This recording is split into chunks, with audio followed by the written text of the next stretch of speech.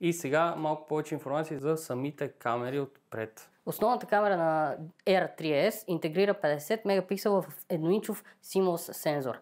Поддържаш 4K на 60 фрейма, HDR и 4K на 120 фрейма. Този голям сензор, съчетан с усъвършенствана технология за обработка на изображения и интелигентни алгоритми, запазва дори най-малките детайли в условия на слаба светлина, като залези и нощни пейзажи, осигурявайки снимки, които без усилие спират дъха. Средната телекамера 48 мегапиксела с лек кроп от 1,3 инча в сензора, който поддържа същите видеоспецификации и цветови режими, както основната камера. Това гарантира визуално последователни кадри, като може да ги редувате основната камера и телекамерата. Батерията на дрона е доста оптимизирана и доста напомпана, издържа до 45 минути в режим на летене. Ще го тествам и по-натам ще ви кажа.